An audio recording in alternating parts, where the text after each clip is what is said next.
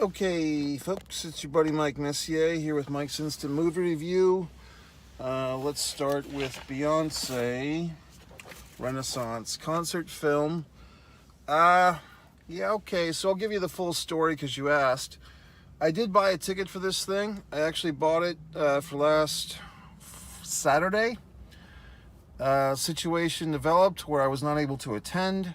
I tried to exchange my ticket, and I painfully discovered that there was no returns or exchanges on this wonderful $25 ticket to see the concert film. And, I'm a very zen type of individual. I paid for my ticket. They have this no exchange policy. Circumstances beyond my control prevented me from seeing the film at my appointed time. However, I did go see another film today, and I kind of did the math and the calculations, and I was able to patronage this Beyonce film afterwards and get my ticket value. So I did pay for the ticket, Beyonce, okay, but I did not see it on the appointed time. Now, I've never seen such a thing of this no refunds, no exchanges routine. I'm not sure what's going on with that, why this particular fucking film has this situation, but it's not very fan-friendly, Beyonce, not very friendly to the goddamn beehive. So let's get into this. Should you see it? Should you not? I'm a casual Beyonce fan. I think I have one Destiny's Child CD floating around somewhere. I don't know if I have any Beyonce CDs. I don't think I do, actually. But look, I even liked her in the third Austin Powers movie. I thought she had some potential there as an actress, leading lady. That was a long time ago. And I did watch some type of documentary that was about her. That was J-Lo. Or was that Beyonce? That was, I can't fucking remember. But in any event, so should you see it, should you not? Well, if you're a huge Beyonce fan, I think you should definitely go see it. You'll probably end up buying whatever streaming or owning it in some regard, some type of fashion anyway, no matter what I say. If you're a casual fan, I don't know, to be quite honest with you, because I guess I was expecting more of the hits, more of the songs that I've just heard, all the ladies and all this good stuff, things that I've heard on the radio throughout the years. I only really heard, two songs that I really recognize. The Crazy in Love, which I think it's an awesome song. It's really a great classic. I think not that everyone, but I like that song a lot. One other song that I recognize, a lot of stuff, I guess, is from her new album, which, to be honest with you, I'm not familiar with it. So a lot of this stuff sounded very dancey, techno, disco. In the film, spoilers, as is revealed, we kind of have this thing where there's a lot of cut to the audience, and I don't want to, compare and contrast, but just I think it's kind of natural, just because just a few months ago, less than 2 months ago, was this big release of the Taylor Swift her fucking concert film. I feel like, and this is creative is subjective, right? So I feel that Taylor Swift's concert film was pretty much just a straight out concert film.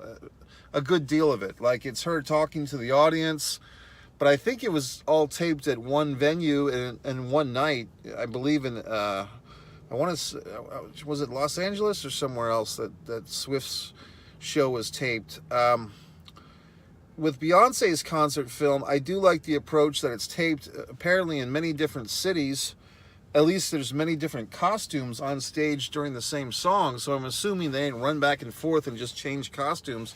I'm assuming it was taped over different nights to get the very best possible takes or the very best possible video. I think that's better.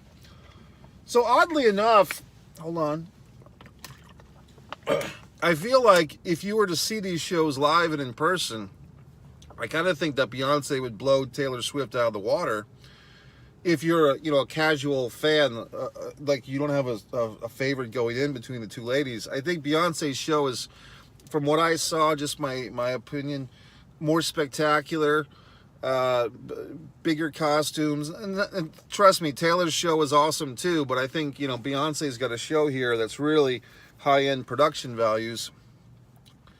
However, what I don't like about Beyonce's movie, I feel like if Beyonce's movie could take down like the behind the scenes documentary stuff about 25% and give that 25% of the documentary and the verbiage to Taylor's movie, I think they would both be, you know, really perfect. Like, I feel like Taylor's movie was missing some of the behind the scenes stuff, some of the anecdotes, some of the rhetoric, some of the conversation. I feel like that was kind of, you know, person like me, a casual fan, is kind of left out because I'm not getting any meat on my bone of knowledge from Taylor. And I feel like with Beyonce, I got maybe more than I wanted.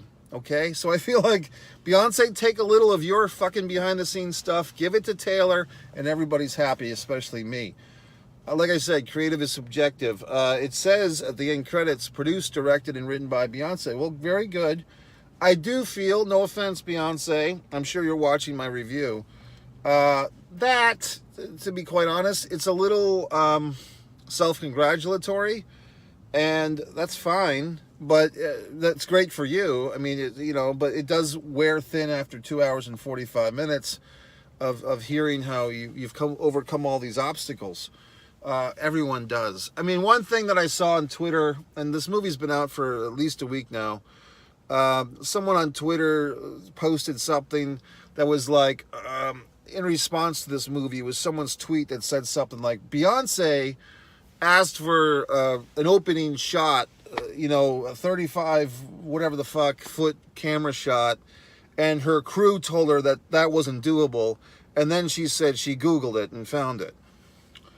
Okay, and then in the fucking film, when you see the movie, that little quote, because I saw that, I really had to use the restroom because this movie is so long, but I waited because that part was starting, I could feel it coming. But right before that, it's preceded by Beyonce saying, you know, a black woman in the entertainment industry is always going to have challenges, and sometimes it feels like you always have to repeat everything you say, and everything's a fight and a struggle. And look, obviously I'm not a black woman, but I can say, fucking Christ, God damn it, just things are upsetting me. I can say that as a filmmaker, Beyonce, every filmmaker struggles with that. Every film producer, writer, director who's not a techie, as they say, and that's basically me.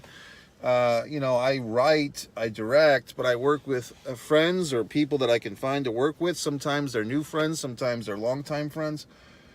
It's in a zillionth of the budget, you know, a $10,000 budget at the most for me when I make stuff. But I've worked with people that have thousands of dollars worth of equipment, and they want to do something creative, and they need a script, and I provide it, and I provide the face on the company or whatever. I can tell you that a creative person is always going to have those struggles with the tech side, the gearheads, you know, the grunts, the people that are actually filming this stuff. If you are a cerebral person like myself, like Beyonce, and you have all these visions and ideas, that is always going to have to be compromised with the practicality of how you get it done. So I don't think it's in that particular, I'm not saying that in life, I'm sure in life in general, being a black woman is much more challenging in the United States of America, I'm sure, than being a white guy. But in the film world, it's a pain in the ass for everybody. So it's always that struggle.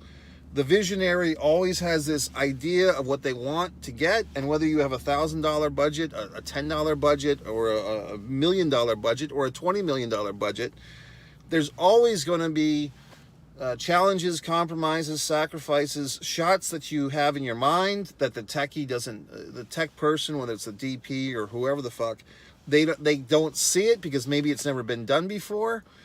And I don't, and basically the way they edit that little scene is they kind of cut off on Beyonce, say, well, I Googled it and I saw it. Well, they don't allow the people that she's talking to retort.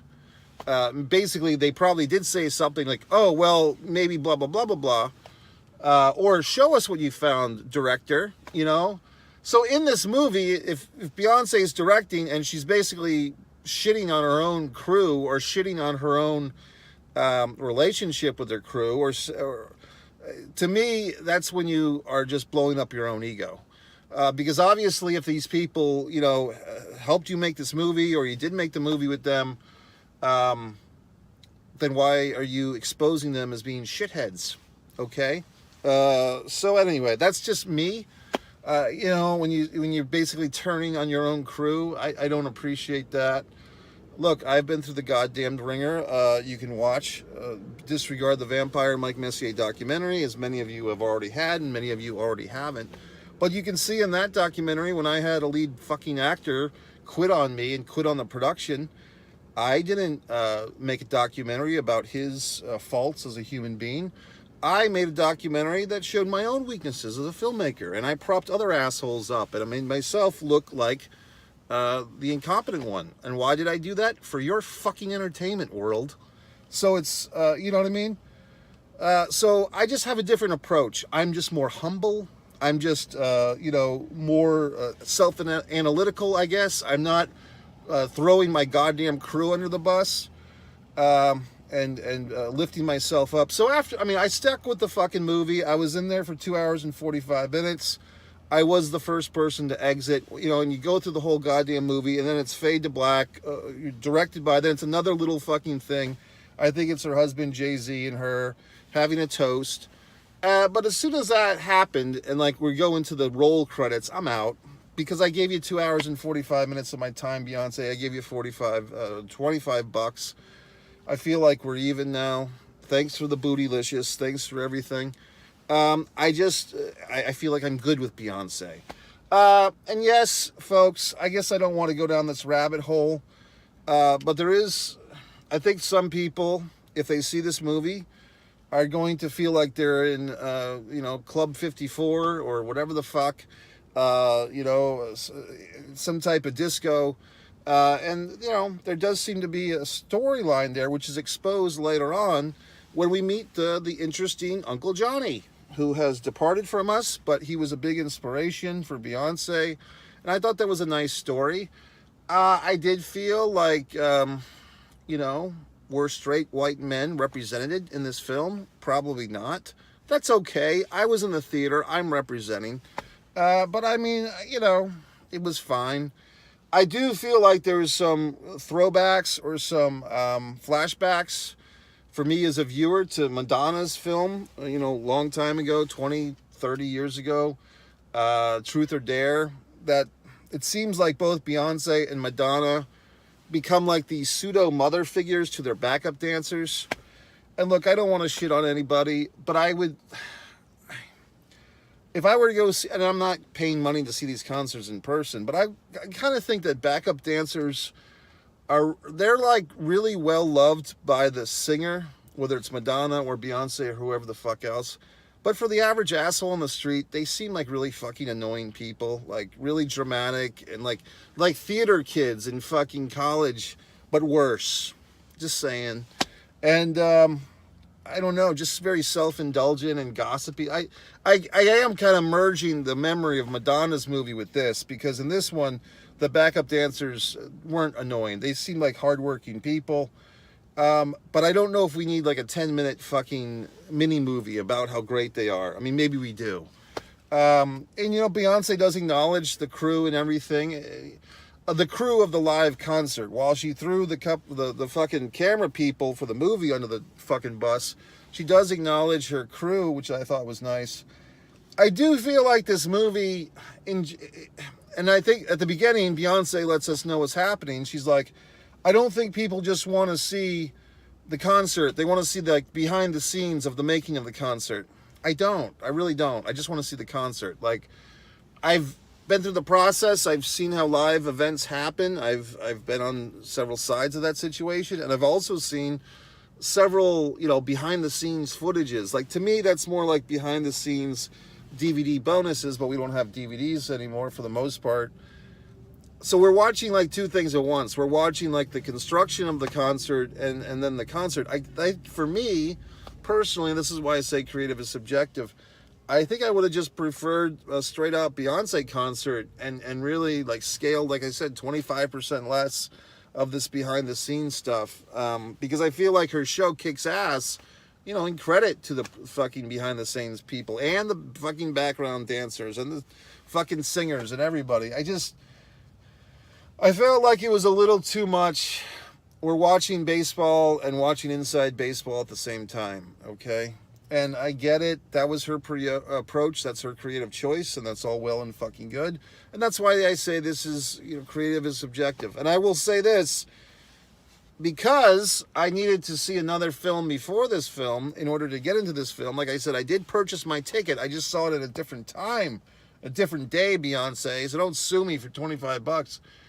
I saw Joaquin Phoenix in Napoleon before this, which was another 3-hour fucking movie. That one actually was 2 hours and 45 minutes. I got in there like 30 minutes late, but the previews are like 20 minutes.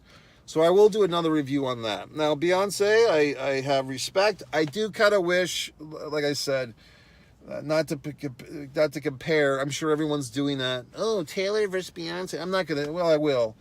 I feel like with Taylor, we got all these goddamn different songs, and I recognize more of them, and like the Shake It Off, and like I'm just a common mark. I don't fucking buy this music. I just hear what I hear. So I feel like Taylor covered more bases for the mainstream assholes, and I feel like this one with Beyonce, it's strictly for her beehive, okay? I did like the bee outfit at the end. I thought that was very fun. And I did like the Uncle Johnny dress and so forth. And I did like the fact that what's-his-dick, her husband, wasn't really involved in this thing very much. Like, we didn't have to have a 20-minute how great is Jay-Z thing. I thought the thing with her kid, like, I have no idea about her family, but her kid... getting social media hate for doing like a song at age 11. I mean, it's a tough world out there. It really is. So, I mean, I give her kid credit. Her kid seems like a nice kid. And I think her kid, look, if you were born into pop culture royalty, why not take advantage of it? You know what I mean? I mean, look, I'm obviously more talented than a lot of these people. But because I wasn't born into some fucking John Lennon family, the world hasn't fully appreciated my greatness as it should, okay? I'm a slow burn. However, I feel that if this young lady wants to continue in the tradition of her father and her mother, good for her. And, she seems to be holding her own. So shame on you assholes who gave her a hard time. I certainly didn't. So overall, I watched the movie. I enjoyed it. Like I said, my viewpoint might have been tampered with because I saw a whole other movie.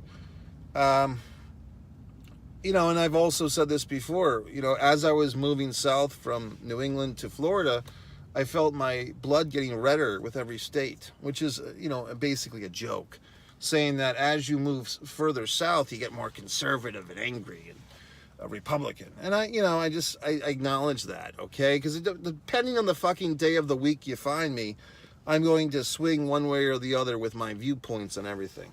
So, I don't know. I felt, here's the other thing. With this movie, it reminded me, for the old school wrestling fans out there, NWA Worldwide Wrestling, they would always cut to the fucking audience, like, a lot. Like, you're watching Eddie Gilbert versus fucking Ric Flair, and they're cutting to the fucking audience 20 times during the match. And I felt like, I don't want to see the audience. I mean, I didn't want to see the audience back then. And with Beyonce's movie, we have all these goddamn shots of the audience. And I kind of felt like we had seen enough. Like, I don't need to see these people snapping and singing along and voguing it up for the fucking camera. I didn't understand why. I mean, I get it. Let's see a little bit of the audience to acknowledge that they're there and they're all having a fun time. I just felt it was too much. I came to see Beyonce, not the fucking audience of Beyonce, okay? Not the background singers, not fucking whoever the fuck. I want to see Beyonce, not her goddamn background people or her fucking audience. They're not that interesting. They're smiling and they're having a good time. I fucking get it. So that's it, folks. So, MikeMessier.com. You can always be a nice person and support me and my goddamn books and things. Okay? That's it.